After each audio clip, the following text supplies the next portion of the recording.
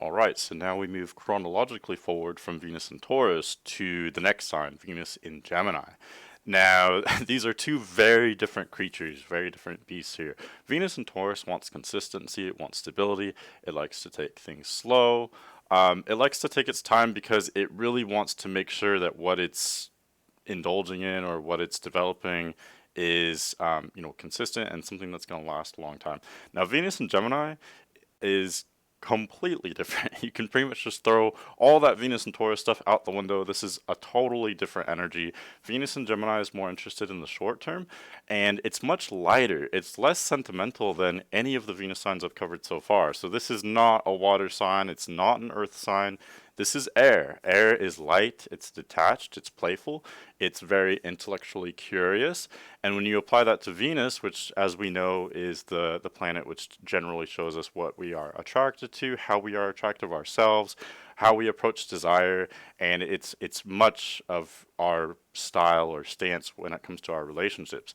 So when you have Venus in Gemini, you're going to want a lot of diversity, a lot of variability, and again, that's completely different than Venus and Taurus. Venus and Taurus wants some predictability. Venus and Gemini gets bored easily, just like any Gemini placement. It craves a lot of intellectual stimulation. So with Venus and Gemini, they're going to be attracted to someone that can satisfy them intellectually. So a lot of their attraction and desire is going to be kind of in their brain, in their mind. It's going to be intellectual. And also with that intellectuality, there's not a lot of really heavy emotions. I would go as far as to say that this is the least possessive Venus sign that there is. And if you get into these kind of pop astrology, groups on Facebook or memes and such, they will generally depict Venus and Gemini as a slutty placement, a promiscuous placement. And while there is, of course, some truth to that, I do have a little bit more of a nuanced take on this placement. Yes, I think it is true. Venus and Gemini can live up to that reputation.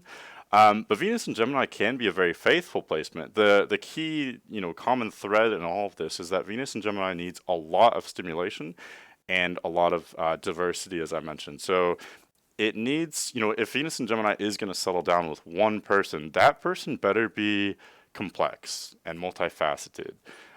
It's going to be someone that's going to satisfy Venus and Gemini's many different sides. And also, again, coming back to, how Venus and Gemini is very playful, it's very adventurous. It likes a lot of room to breathe and to express its own, many dimensions, many sides. And being an intellectual placement, it wants to explore a huge variety of different experiences. So Venus and Gemini is going to need a partner that will also have a lot of room on their own. So these are kind of independent Venus signs. That kind of goes hand in hand with not being so possessive. But also, again, Venus and Gemini is going to want someone really intellectually complex. Venus and Gemini can digest a really rich, person or character. All of the Gemini placements have that capacity to handle a lot of nuance. I think that's something that Gemini as a sign doesn't get a lot of credit for. So when you apply that to Venus and Gemini, they're gonna want someone, they're not gonna want a snack, so to speak. Oh, however, and I was talking more, in a monogamous situation though, but if Venus and Gemini can't really find someone that, rich in their character, that has so many different sides and so many different variations, that's always kind of keeping them guessing or keeping them learning, if it can't find that in one person, then yes, it can definitely just indulge that craving with many different people. Venus and Gemini, has that detachedness, that playfulness, and the open-mindedness to kind of rub off, with many different people as well, and that would satisfy its intellectual curiosity and its desire to experience many different things. Gemini is such an open sign; it wants to learn, it wants to be curious, it wants to try everything. So with Venus and Gemini, it's going to have many different desires, different attractions here. What else? I think the diversity is really key. So that can be also like in, sexually, sex positions. Venus generally is the more romantic side of the relationship, but it does apply a little bit to sexuality as well. Not to the extent that Mars does, but it still does to some degree. So Venus in Gemini is going to want that kind of diversity, or the trying different things in the bedroom. It wants to have a little bit of everything. It wants to explore everything. What else? Venus in Gemini.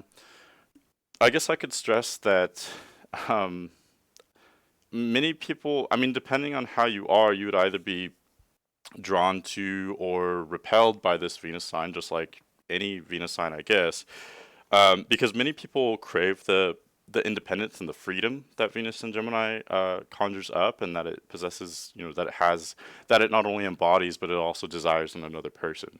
Some people are, it's like a breath of fresh air, that they have room to be themselves and to express, the full range of their own personality. They don't have to be tied down or limited. They don't have to compromise as much in a relationship with Venus and Gemini. Other people, though, would not like that. Other people would feel ungrounded. They wouldn't feel secure. They wouldn't, with a Venus and Gemini person, you kind of never know exactly what you're going to get, since they not only desire variability and diversity, but they also embody that in themselves. So as for a partner, if a partner is desiring a lot of, any kind of consistency, or if they really want to be strongly committed, especially earlier on in the relationship, that's going to be very difficult for them with a Venus and Gemini person. I think, although it's kind of ironic, because although Venus and Gemini is maybe a little bit nearsighted, they want to kind of try fun things in the moment more so. Although that is a factor, I think it ends up taking a longer time for Venus and Gemini to develop really strong relationships sometimes, just because, with Venus and Gemini, you have to get to know the full range of the personality. There's so many different sides to it. And again, that goes both ways. It's a two-way road, I guess. Venus and Gemini is going to also be attracted to really diverse, complex characters as well. And so it will take time to get to know all the highs and the lows and the different angles and aspects with this sign. So it would take time to get to more committed, sentimental dynamics with Venus and Gemini. Because again, especially earlier on, it's going to be much more light, detached. It's more playful. Venus and Gemini is not wanting someone else to complement them in terms of being, secure, or to ground them really necessarily.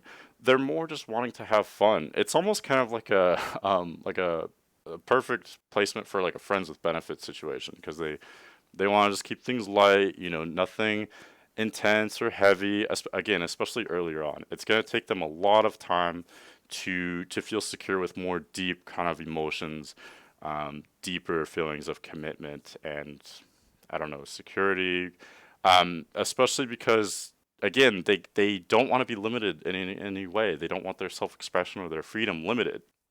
So it's kind of more rare for them to find a partner that they can get to those levels of commitment and deepness without compromising that range in their freedom and self-expression. It's definitely possible, though. They just need another character, another partner that is like them in some ways. So maybe another Venus in Gemini, or maybe Venus in Sagittarius, or a fire sign. That would work really well.